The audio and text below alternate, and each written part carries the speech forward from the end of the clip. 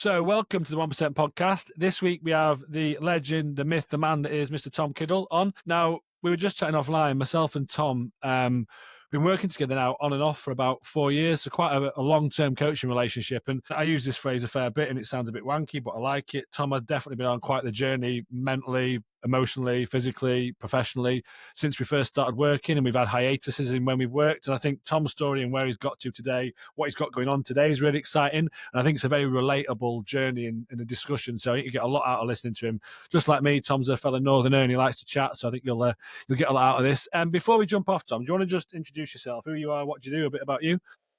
Yeah, so I'm Tom, basically 37 years old. I lived in London for 15 years, worked in the city in financial services roles, had a very quick career trajectory into senior roles at a young age. But alongside that, as comes with the trappings of working in the city, quite a significant alcohol consumption, food consumption, burn the candle at both ends mentality, and probably had an unhealthy relationship with work, food, alcohol, all those good things Yeah.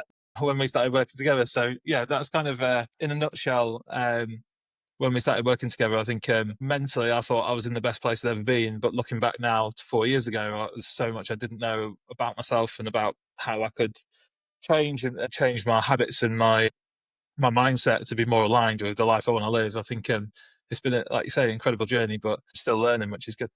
Yeah. And also alongside that, dad, husband, all that good stuff too. Yeah, exactly. So, 6-year-old daughter. So Luke's basically seen my daughter grow up from a Yeah. small toddler to absolute terror.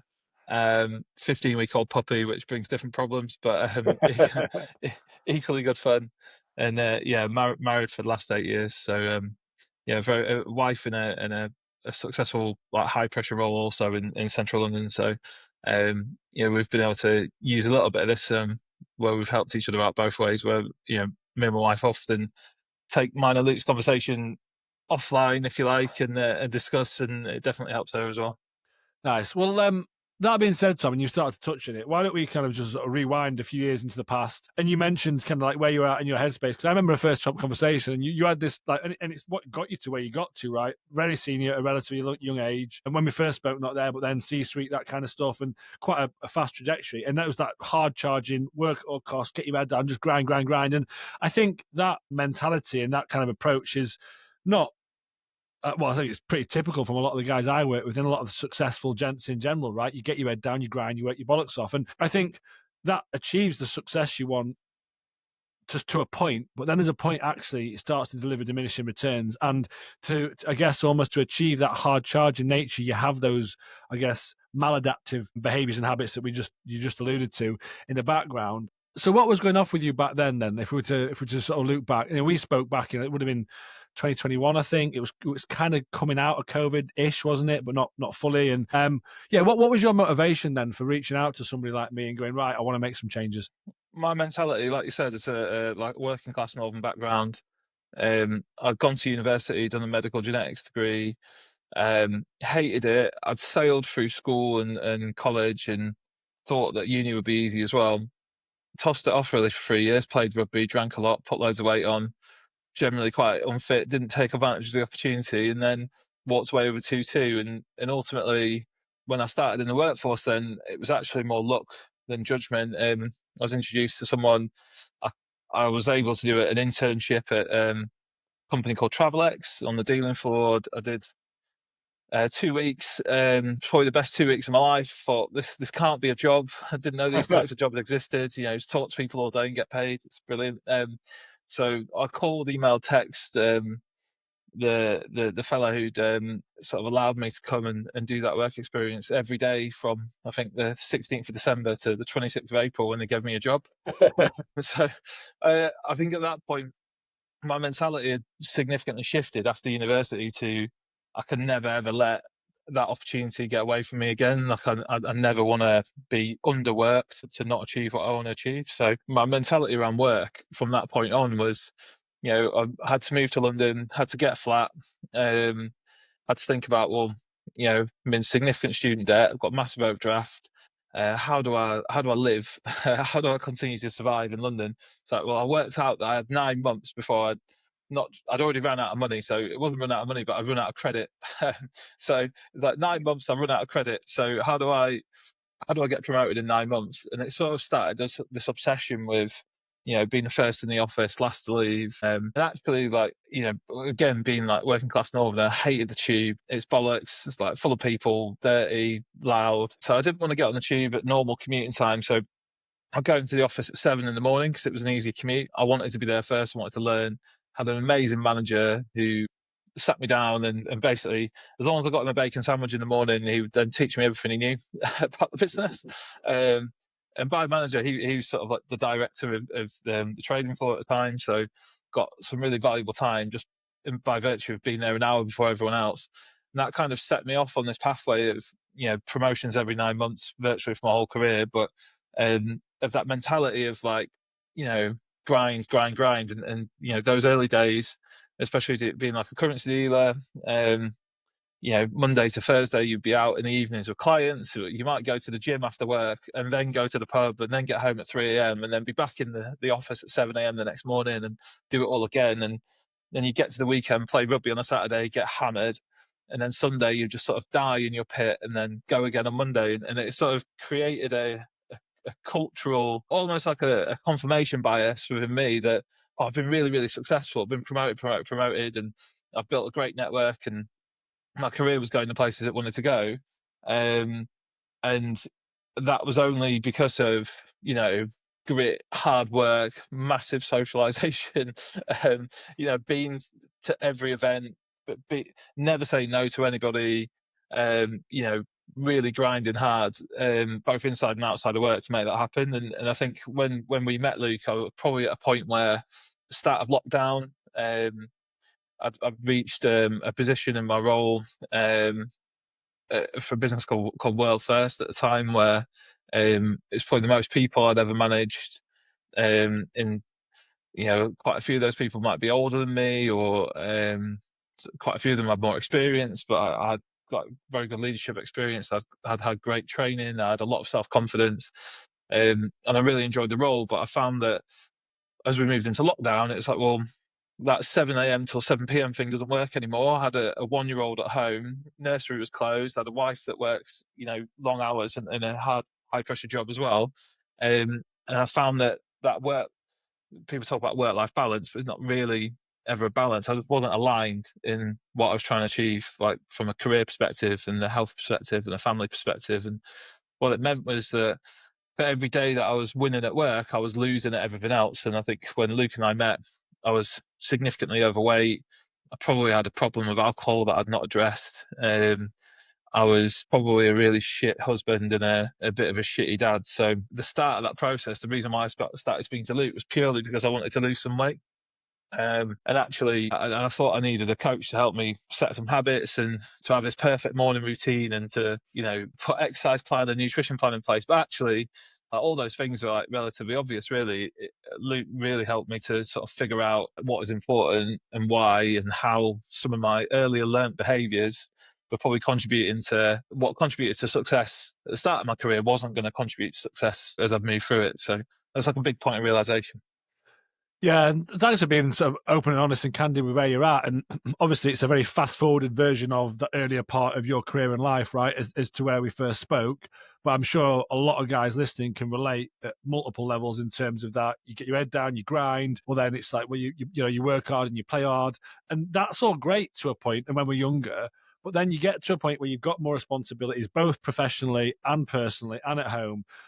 Some of the things that have led you to get to that point are then starting to impact your health in terms of weight and whatnot. It can become a bit of a tricky negative feedback loop. And sometimes you're like, well, if I just lose some weight, it's going to sort everything out. You're like, yeah, it'll help. It's not the only thing. And it's like the weight for yourself, it's almost a symptom of everything else. And it's not my phrase, but that what got you here won't get you there, I think was a kind of a bit of a paradigm shift in your thinking and where you needed to be, right? And look, I can totally relate. I mean, different career path, but very similar to myself.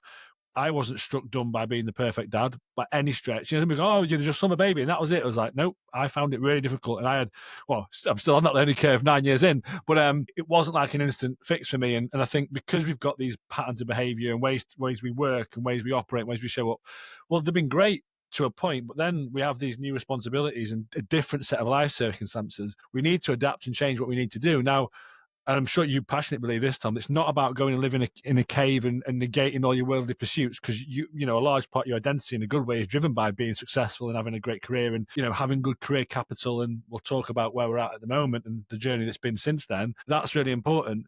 But equally, you recognize, well, I don't want to be a shit dad or a shit husband, and I want to show up as my best self, and I don't want to physically kill myself in the process either. And so we have to look at things in a different way. And part of that is very practical, looking at what you put in your mouth and making sure you're exercising. But the reasons we don't do that and the reasons that get impacted are multifactorial. Like you said, there's past behaviors, there's your current environment, there's maladaptive behaviors like alcohol and whatnot. And so it needs to have a good holistic look. And sometimes it can take a bit of time and a bit of a while to unpick some of that, right? Definitely. I think there's a realization as well that like the main thing for the early part of your career is career and career only. And for certain people, it's a mindset of, you know, burn all the bridges. Like, I had relationships that, you know, blew up, and I had like sporting endeavours that just got kicked to the wayside. And I played a good standard of rugby, and I never really picked that up again. I sort of binned it up. And like health and fitness wise, you know, I think at the start it was never, 15 years ago, it wasn't fashionable to to be going to the gym every day in your lunch break and carrying a protein shake around the office like it maybe is now. But there's definitely, I think, that realization when we started working together that in order to continue to be your best self in either of those things, whether it's work, family life, sports, hobbies, like, sort of got to realize that you can't do it all the time, and you have to prioritize certain things. And there's certain strands actually that run through all those things that enable you to do them better. So, you know, keeping the body and the mind in check. I think starting to realize that all those times that the 40 and 50-year-olds on the desk when I was 20 used to tell me, go do Pilates, go do yoga, like you won't regret it. And I go, yeah, whatever. Don't even stretch before rugby. And now I'm 37 and like bits of my body have been falling off on a repeated basis. And I think, why didn't I do Pilates and yoga when they told me to? But I think now it's that realization that, you know, you can't have six things be the main thing and expect to be like an Olympic athlete level of standard at six things. It's just not possible. There's not enough time in the day. But when you're in your 20s and you know, before you have kids, you kind of think, well, you know, there is enough time in the day. I can do all that stuff. And then I think you get to a certain point of your career or in your life and you go, actually, I do need to sacrifice a couple of pieces in order to be my best self to be able to perform everywhere else at a much better level. So for me, those sacrifices were, at the time, weren't as obvious. It took some work, I think, to figure out what they were. But over the last 4 years, I think the main changes I've made to become better in all those facets really is like understanding the impulses behind my behavior, understanding the emotions behind my behavior. And that comes to sort of eating and exercise, like understanding why, and then making positive changes to contribute towards that. So big part of that was alcohol. I think we identified pretty early on, Luke, that I probably had I wouldn't say an issue, but maybe a blind spot as to my alcohol consumption. And actually, in my head, it was, you know, I'm tired all the time because I'm working too hard. I'm trying to do too many things. I'm getting older, so my head's getting fuzzier, and you know, I'm taking on too much responsibility, and maybe I need to slow down a little bit. And what I didn't pay any attention to was the fact that I was probably losing 3 days a week to hangovers, and I was probably performing suboptimally 80% of the time, trying to drive myself at a higher level, but doing it with like the haze of yesterday's hangover, or you know, 6 beers after work, or you know, any of those pieces. So I think addressing that relatively early on, like definitely gave me a bit of an edge in terms of like then addressing those other issues as well. Yeah, and you made quite a relatively quick shift in that. We were having a coaching call, and it took me 3 years to catch you up because I made that decision, but it took me a bit longer to recognise that. I mean, it's a different conversation for a different day, but very similar to what you're describing there, Tom. The reason and this is about you, not me, but the reason I made that change is I just got to a point where I recognised alcohol isn't serving me anymore, and it hadn't been for a long time, really. And actually, if I look at those loops and patterns of behaviour you talk about, they just keep looping, and the same things keep happening. And there's only so many times you can do that where you go, hold up a second, this isn't right. And so I can totally relate to what you said. It just took me longer to get there. But like you were saying, it's kind of like a you know, well, it sounds obvious when you point it out. Like, why am I so knackered, and why is my mood a bit shit, and all the rest. And there's other things that contribute to that, but if you are drinking relatively chronically and frequently, you go, well, how's about just maybe a couple of weeks, stop that and just see what you feel. You just back it off and you go, oh, I feel brilliant. Oh, well, there we go. Now, then it's about, well, at what point is the juice worth the squeeze? And for a lot of gents, a balance is, they can find a comfortable balance with it where actually they can have it, once, twice a week and it's okay, or even less frequently. It doesn't cause any issues. I think with yourself and me included, you start to realize, well, I can't even have that because even when I do that, I want to have more and it's not going to end well. And actually all it's doing is pulling me backwards. But you made a decision. You're like, right, that's it. And then that was it. Like, it was a pretty hard and fast, like, no. And then you, I think you play the game of like, well, and this is something people talk about in recovery, and you're not in recovery, but it's like, well, just for today. Well, I'm not going to today, and not forever. But then you play that out 4 years on, you still haven't had a drink, right? And I think you recognise the multitude of benefits you have without it, and actually recognising that for you, life is better without it. And I think sometimes if it's part of your identity, which it was for me, and again for you as well, you're almost like, well, how does life work without it? Like stag do's and events and client things and all the rest of it. And it almost seems like an anathema that it would even be possible. But then actually you go and do these things and you're, oh, it's more than achievable. And I feel good in the week, not knackered and hungover, right? Yeah, exactly. I think the other piece is like recognizing that, you know, you don't need that anymore to like grease like those social interactions or business interactions. You kind of need something else. You need to be fully present, fully active, and your mind needs to be able to think about the opportunities, the connections that you can make, the people that you want to speak to. Um, when you're sort of half cut a business event, you might, you might think, oh, this is great. I'm creating relationships out of shared um, trauma experiences of being really drunk and ended up in places that you shouldn't, or falling over in front of people you shouldn't. But actually, the beauty of stopping was realizing that there was a lot more going on underneath in all those events that I was missing because of the alcohol piece. So I think the other piece is like, for me, self-discipline was always something that I've had amazing self-discipline at work, but terrible self-discipline with what I put in my body, and kind of by saying no to the alcohol piece like 4 years ago, it's enabled me to actually prove to myself that I am capable of that level of discipline, and Yeah. that especially 4 years ago, the current climate I think actually is quite. I think someone described themselves as sober curious the other day, and I quite like the term. It's quite open to it, and I think the environment now. There's so much choice, and it's much less taboo, and there's a lot less social stigma. But 4 years ago, you had a Beck's Blue, which tasted like an ashtray, or a Heineken Zero, which were the latest invention from Heineken that tasted like a floral bouquet of rancid like flower water. And now you've got like 50 choices on a night out. You go to a pub, they might have 3 or 4 different ones and a couple on tap, and it's much easier. But ultimately, I think the work we've done over the last 2 years, I wouldn't have been able to do, because I just wouldn't have noticed it was there to be done without making that first step. So the last couple of years have been. I've just recently sold, been part of the sale team for an AIM listed business. We exited to a competitor and to PE in a merger over a 2 year period. Significant stress, lot of politics, lot of how can I phrase it correctly? A lot of learning, lot of different scenarios that I've not faced probably in my career before, due to the nature of like very high stakes, significant amount of money, a lot of emotion attached to a transaction like that. So I think in the past, I'm quite.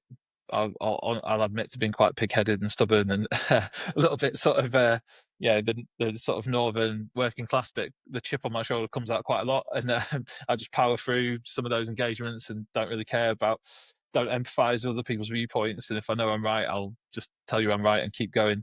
But actually, post like the alcohol piece, and then getting on top of my weight a bit more, and my discipline around exercise, and like a bit more mental clarity, a bit more stoicism.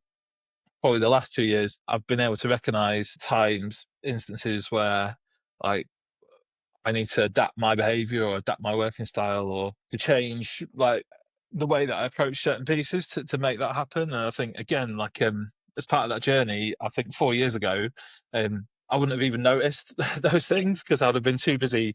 We would have been talking about, oh, when someone's a complete prick on a call, how do you not go away and eat 3 Mars bars, or have like 5 pints in the evening to sort of de-stress from a due diligence meeting. When you take all that away, actually, the juice comes from like, well, now like it doesn't matter if I have a good meeting or a bad meeting probably similar, slightly similar, but like the nutrition needs to stay the same, because actually if I eat badly after this meeting, then tomorrow's going to be a bad meeting because I'm going to be tired, I'm going to be feeling shit, I'm going to Yeah. be like, a bit of a sugar hangover. So by taking away like the primal things that were an issue in the past around like nutrition, alcohol, actually we spent a lot of time getting through how to react in certain situations, how to use a bit of stoicism to sort of move through some of the situations where I was like less comfortable or really needed to like change my style or adapt to my style, which obviously my whole career has been like sort of pushing people aside, Yeah, blazing my path, and at this point it exactly. was to do the opposite. So And I think like what you're saying there is really important, Tom, because it highlights what's like good habits and behaviors got to do with essentially pushing through a very large transaction, multifaceted, lots and lots of money on the table. Well, kind of everything, because that puts you in a state where you're able to be in the state that you described. So we had some discussions about having some tricky meetings and difficult situations, and sort of going, well, you could let that affect you and have that kind of like lower self fucking mentality. Well, I'm just going to do what I do. But actually that won't help the transaction. It'll put you and make you look like you're in a bad light, even though maybe there's been a certain situation that is probably unfair. But actually, you go, well, I'll tell you what, I'm going to do the absolute best I can do in this scenario to help the transaction. And regardless of what the net outcome is for me, I know then I have done my best. You don't do that from a place of hungover, ate a load of shit, really stressed out your head, asleep, not exercising. And so if we're in the place with that, it doesn't stop, by the way, when we talk like this, it's like, oh, this is all magic, it's great, the obstacle is away. Yeah. No. Those kind of meetings and transactions and things are incredibly stressful and emotional. It doesn't stop that, but it means we're better able to deal with them and come out in another place. And I know now, Tom, from the conversations we had and where you're at, having come through this process, you are in a great position. And I think it comes from kind of holding the line. I'm just rereading The Obstacle is the Way at the moment, and I accidentally rebought it because I've already got it on my Kindle. So anyway, it's Ryan Holiday looking back and talking about it. And there's something he says about, because the obstacle is away, it can almost be a bit glamorized, right? But it's not, because when you're in a situation, it's difficult and tough. Like extreme. Someone's got a cancer diagnosis. The obstacle is away. No, it's not. It's not like that. But what he talks about is really what the Stoics are talking about is, in a tough situation, do you hold the line? Can you stay calm? Are you still showing up as the best you can be despite the stresses? And I think that is what we're talking about there. And I think not allowing something to then react, and you choosing to be the better version, even if that goes against you, because part of you wants to go, yeah, fuck off. But we know that's not going to help. So you take a breath, take a beat, take a step back and go, what is the right thing to do here?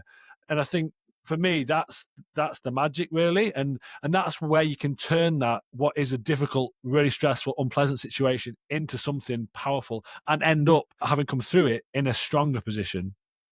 I think the other piece is like not allowing it to bleed through into other facets of your life. So Yeah. I think one of the biggest changes for me over the last 4 years has been, at the start of this process, I would have gone through a very difficult period at work, or a difficult negotiation, and effectively I would have come home and almost use that as an excuse to eat badly, to drink, to not spend time with my wife, or to piss off to the golf course and leave Lily at home. um I would have used those like high stress moments as like excuses to basically not show up in other facets of my life. And the last 2 years especially, I think the work we've been doing together sort of enabled me to, I can not only deal with those issues in that sort of more stoic capacity and remove my ego. It's been a big thing, like removing my ego from the situation, and being able to address those situations and those difficult meetings and the difficult conversations with like a level head, but also then being able to go home and not let it bleed over into snapping at Lily because she only wants plain pasta for tea, even though I spent 2 hours making shepherd's pie. Like, like a great example. But like, I think to get to that level of headspace where actually, like, these things are difficult and they're hard and you deal with them in a certain way. But my old piece would be, oh, I can do that, it's work, I'll just power through. But it would just bleed over into everything else. Whereas now I think there's very much like a separation between those silos of like, well, if I'm really struggling, I'm obsessed with golf as my main hobby. If I'm really struggling with golf, I'm not going to come home and be miserable in front of my family because, quite honest, like who cares? Like it's golf. If I'm really struggling with work, like am I going to let that take over and then sit and be on my phone all night and not spend time with my wife? Like no, I need to I need to separate those things in order to one, have a bit of a life outside of just what you do at work, but also two, like continue to improve on all those facets and sort of recognize and check yourself. I think the latest challenge and sort of like coming full circle is at the start of my own business, and obviously that that pressure of eat what you kill, if you like, or Yeah, responsible for other people's mortgages now as well as your own. When you start to employ people, it becomes quite scary, and there's a temptation to slip back into, well, what worked in the past, and exactly. grind 7 a.m. But actually, again, coming full circle to the work we've done, like I've lost a significant amount of weight. I've stayed no alcohol, and I'm not drinking today. Might tomorrow, but not today. 4 years now, and actually, I can address things that in the past would have made me, would have blown me up for weeks, like seem relatively trivial. And now, when I think about the list of health issues I had 3 years ago, it was like high blood pressure, fatty liver disease. I was just knackered constantly. My knee, I'd done my knee in training for a 10K run, had to have knee surgery. I had sleep apnea that was undiagnosed. All these things like high cholesterol, shit blood markers. And now I think, did my Bupa health check 3 weeks ago. It's like all my blood's perfect, no more fatty liver disease, blood pressure absolutely perfect. The only thing I've got to worry about now is a little varicose vein, and that's more cosmetic than anything else. So it's That's the only problem we can deal with that, right?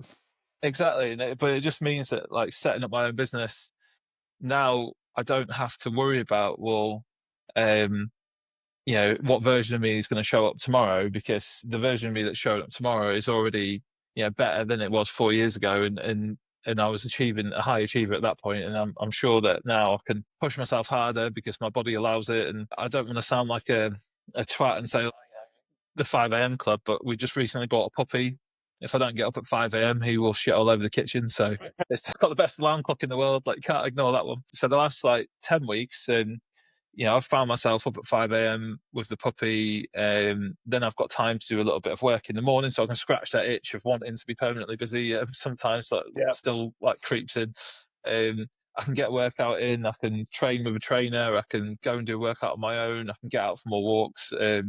But then, I can do the school run every day, and I can pick my daughter up every afternoon from school. And I know that I've got it well within me that if I really need to turn on the gas and work till midnight one night because there's something that I desperately need to do, or I've had that spark of inspiration in the past, that would be every day.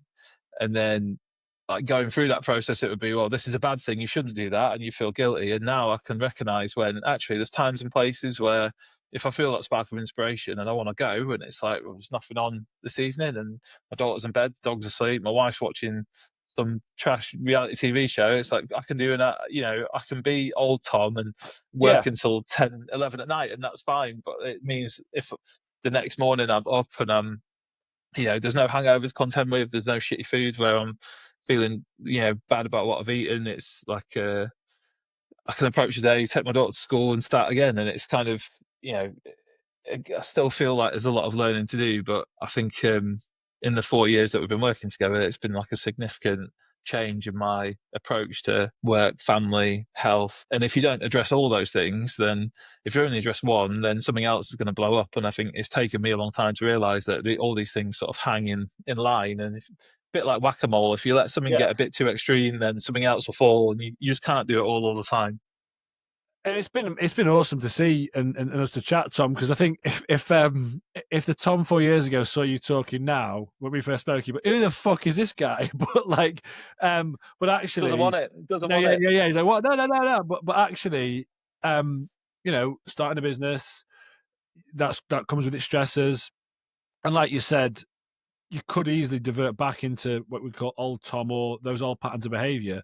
But actually recognizing you've now got a foundation to build and create something you've wanted to do for a long time, to have the ethics, the values, real values as well, not the bullshit like don't be, like yeah. But what did we say is like integrity. Okay, that's a value, is it? So got around. Yeah, I think most people would like Non-negotiable, yeah. yeah, exactly. But anyway, having the values that you care about, so you can create something and build something that you actually want, but done on your terms and from the right place, and with those core foundations of your own health, mental well-being, emotional well-being secure there.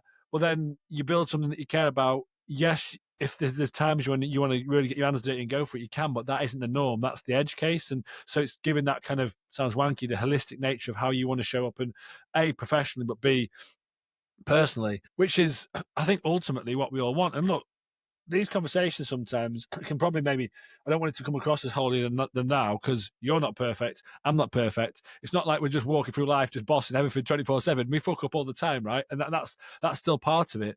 But for me, part of a journey of coaching and personal development, which I think goes on forever, is if something happened and it has not gone your way, or you haven't showered yourself in glory and you haven't been as stoic as you want, well, you stop, reflect, and look at it, and then adapt and move forward. None of us are perfect automatons, but having doing the work and being on a journey of doing the work, what that means is over time you learn the resilience to look back, adapt, and that's where the obstacle is the way concept comes in, because it's like, well, if something bad's happened, we can just go, fuck it, or you go, well, what happened and why, and how can we change that, and how could be better next time? And I think a lot of us kind of naturally do that in business. I think, like you mentioned earlier about having the discipline in business, but maybe not historically, at least not now, but historically for yourself. That kind of, of course you do that. You start looking at, analyze. Like I always say this to you and other clients, like if you had one month of bad sales, right? Or one client was slightly off, you wouldn't just call the client up, tell them to fuck off and sack everyone, would you? But for some reason, that's kind of how we apply it to ourselves. And so that ongoing course correction at all levels ultimately allows this stuff to embed. So we're not talking that we're all perfect and fixed, far from it. But looking at yourself like a project and an ongoing project that we can continue to build is really powerful, just like you would with your business, right? I think it's like a couple of things as well. Like if you owned a car and you wanted it to be a high performance car, then you put the best oil in it, you take it for a service, you check the tires, you look after it.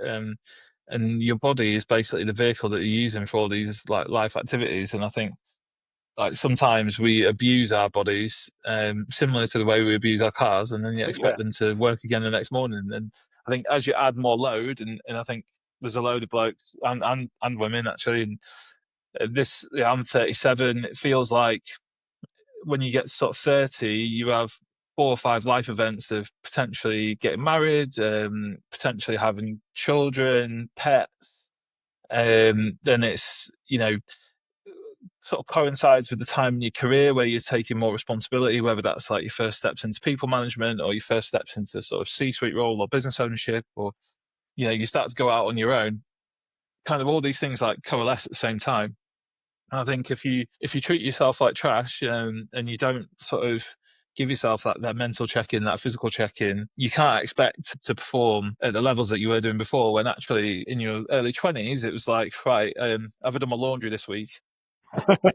What am I eating tomorrow? It's like they were my biggest concerns. And it's like, I think for a lot of people, get into a coalescence of all those life events at the same time adds significant stress and significant like load. And unless you're prepared to deal with that load, and you're in good condition and you're able to think and talk about these things and have an outlet, and then it's gonna impact. So I think that's kind of my biggest takeaway has been like, I think when we started, I was like, I was trying to learn Chinese, trying to learn to play the drums. I was coaching people in Australia at 5 a.m. in the morning. I was, in a high stress role at work. I then signed up for a marathon, a triathlon.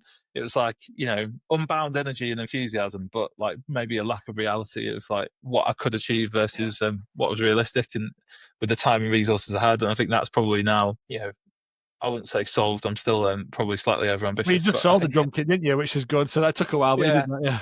But it's on eBay. If anyone wants one, £350. Yeah, message Tom and he'll flog you a drum kit. Well, I think we'll wrap up there, Tom, because that's been a great chat. And I know you're busy. But anyone listening, I'm sure, has got a lot out of this and can relate a lot. And because we've had quite a long coaching relationship, there's a lot of stuff happened. But equally, that kind of story arc of where you were and where you are today, I think a lot of guys can resonate in terms of what happened career, what's happened physically. And if there's guys or anyone listening to this and going, well, I'm kind of in that place that you were describing at first where everything is coalescing and it feels like, well, what do I do? And if only it was quieter, or if only after this holiday or when the deck's cleared, spoiler alert, it's never going to fucking happen. It's only going to get busier. It's only going to get more intense. And so if you just accept that as a default, life's busy, life's stressful, the stress isn't going anywhere. Although that can seem scary, that's liberating, because at that point you go, right, well, I need to make some changes and I need to look at things differently. It's not that all happens and then quit my job and run away. It's what can I do within it? You're not a victim. You have got agency. You can change. It's just a matter of looking slightly differently, potentially looking at some of those old patterns that aren't serving you anymore, but it is more than achievable. As I'm sure you'd agree, Tom, a lot of it isn't rocket science, right? But what you have to do is just admit that really, I haven't got it sorted. I don't quite know how to manage all this stuff, and that's okay. But then there is always a path to take. And I think for me, it's about looking at those small compounding micro bits, like where I talk about the business is called the 1%. And those little things make a huge difference. But alongside that, what we also need to do is look at what's not serving us as well. And for me, it's about looking at both those things. You can totally do that on yourself. You can. Obviously, a coach helps as well. I mean, that's why I've got a job. If we could all do that perfectly, I'd be out of business, right? But that's the thing. We often can't see what's right in front of us, and a lot of coaching and what's that about. But I think if anyone's listening to what Tom said and it resonates, what I would say is, if you feel like you've got a problem, things aren't working, you've got a problem and things aren't working, and the problem is you. But then the beauty there is you can also be the solution, because you are the one to solve it. No, there is no fucking cavalry coming over the road to solve it. But that, again, that's empowering, because it's all here.